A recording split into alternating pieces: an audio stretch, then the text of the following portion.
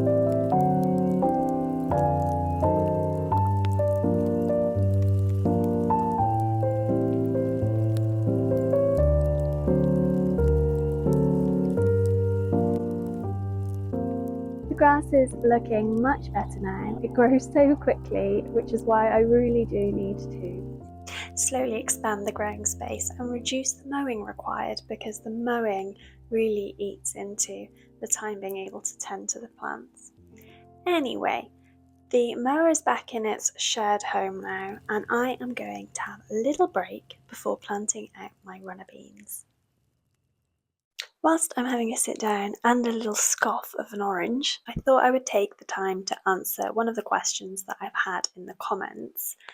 And this question was along the lines of, how did I get hold of the plot and was there a waiting list? So I'll try not to give you a life story, but I had been thinking about getting an allotment plot for a while because our garden is definitely big enough to grow some veg, but we need to do a lot of work in terms of the boundaries and maybe a bit of levelling out, etc. So I thought whilst we sort that out, it would be really good to have almost like a play area that I can just come here for some time away from the house, because I work mostly from home as well, and grow some veg in the process. So I went online and I just had a look at local allotment sites.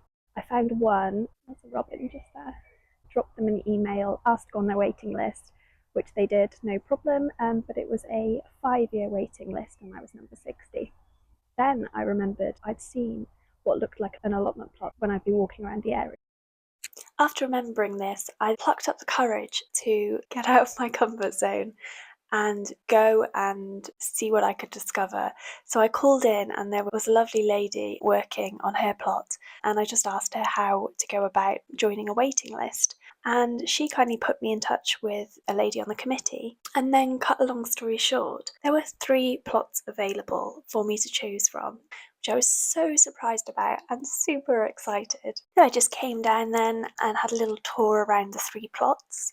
It was such a difficult decision between 2 of the plots and much deliberation. I actually ended up going for a different plot to start with and then changing my mind. If you're at all interested in the decision I made and why, then please do let me know, because I'm happy to cover a little bit more information on that if it helps anyone else when weighing up which plot to go for.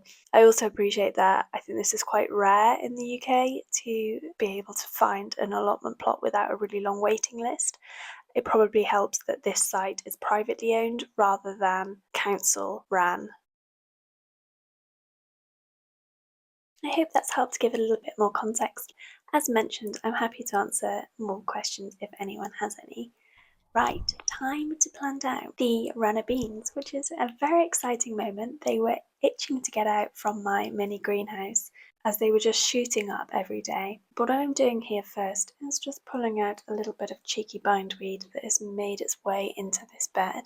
And if you're not sure what bindweed looks like, this is what it looks like, and I won't be putting that in the compost bin. The variety of runner bean that I am planting is Polestar, and I sowed 20 of these, and I've had a 100% success rate with germination and growth. These were seeds from Sarah Raven, so I'm super happy about that because I've not grown runner beans before.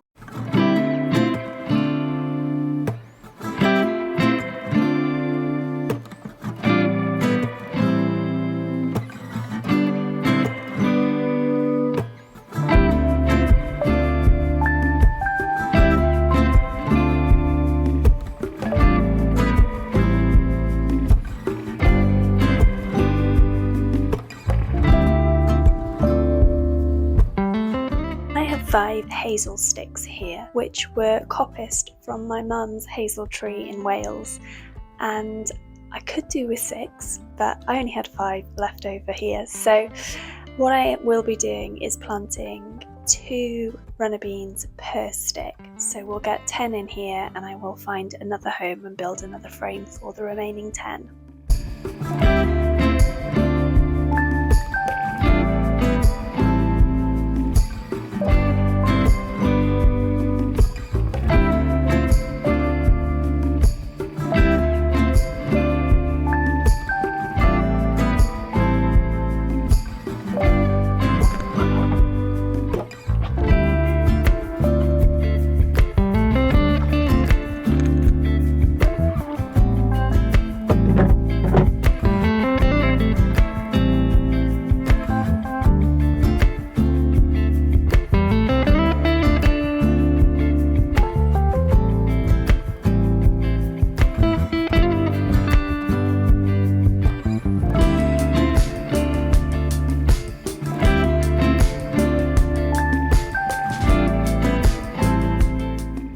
First of the runner beans are in, but before I carry on with my planting, I would like to show you the broccoli. Now, if you've seen my other videos, you know there's been a little bit of a saga with the broccoli in terms of slug damage and pigeon damage, and it was touch and go as to whether they would survive. And I mean, they're still not looking amazing, and we've still got some casualties, but can you spot through the netting the broccoli hen? So this is definitely my prize possession at the moment, and it's the bigger one. But I think we've also got a tiny little one through there. The one at the back there is coming back to life, and I mean the small ones are struggling, but you know, it's not over yet. And now I've started off showing you things. I'm going to show you my sad onions that were doing okay, and now they've just been completely wiped. And then I'm going to finish getting my beans out and the aubergine, and if I've got time I'm going to tie in these broad beans as well. I did pop down last night, which is when I spotted the sad onions, and pinched out the broad bean tips because the aphids are just about landing now. Oh, so this is the sorry state of my onions, apart from this one that seems to be bulbing up quite nicely. The leaves have had a bit of a nibble, but yeah, oddly that's doing okay.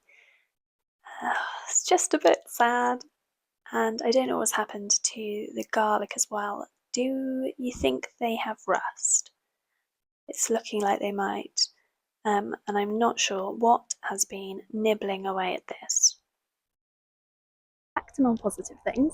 When I did come down last night quickly, I planted out a test tomato, chilli, and my only sweet pepper, which I bought from a garden centre. So I'm going to plant the aubergine to join them.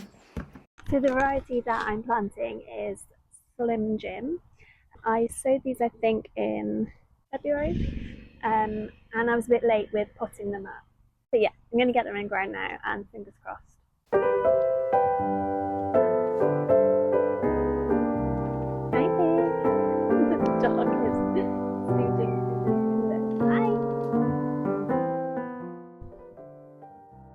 Okay, I'm going to give up with this little thing. And I've swapped the hand trowel for a spade here, and I'm very conscious this is against my plan to be as no dig as possible, but I really do think it needs some compost mixing in, because I did originally add a good layer of manure and compost on here in the winter, but the soil has just eaten it up. It really needs it, and it was quite a woody compost. So I'm just using the spade to loosen up the soil, and I will be adding in some good rich peat-free compost into the planting hole before sticking in the aubergines. Probably overdone it a little bit on where I needed to dig, to be honest.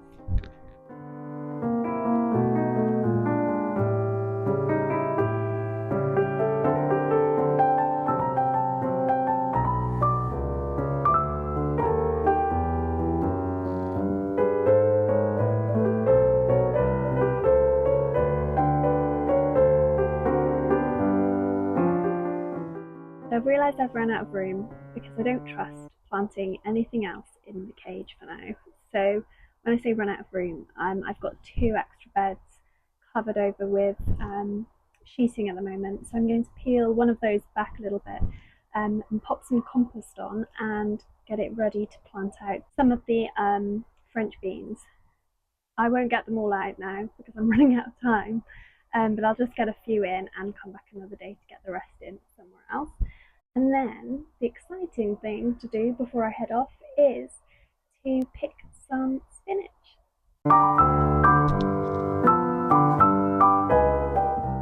So I'm just having a little moan to myself here whilst I'm doing it about the trouble of this plastic cover.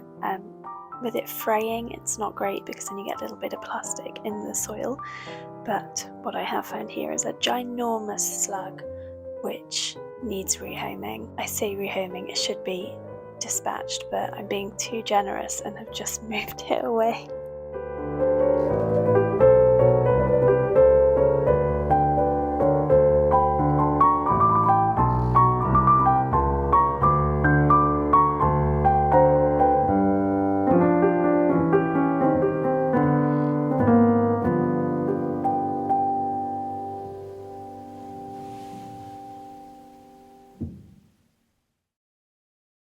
Okay, it's not my finest work, but it's a really great way of preparing a bed quickly, ready for planting. I've grown 2 varieties of French beans from seed. The first row here is Purple Queen, and the second row that I'm doing is Stanley. I've not grown French beans before either, so I'm really looking forward to these. I will probably add a few sticks another day to just gently support the new growth, but I believe they don't need staking.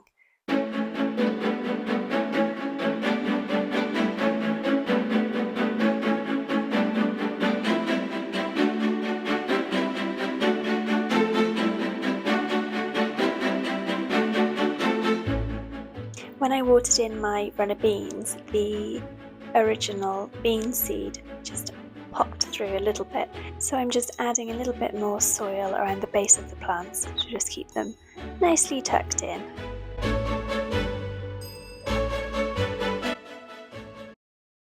Even though the variety of spinach that I've sown and planted here is called Giant Winter, I believe, I'm still surprised how big these leaves are, and after eating these for dinner, just cooked by a little bit of boiling hot water over them, I can confirm that they are absolutely delicious. I'm then picking the smaller ones here, and sadly these plants, I left them in the seed tray for a little too long, so they're starting to go to flower, but I'm just going to leave them to it and let them flower. Yeah, this is the tree spinach, and I'm not sure whether to pick any yet. It's definitely growing. Wow. And which bits do you pick first? Like, should you pick from the bottom up, or pinch at the top? Does it get bushier? I've got many questions about the tree spinach.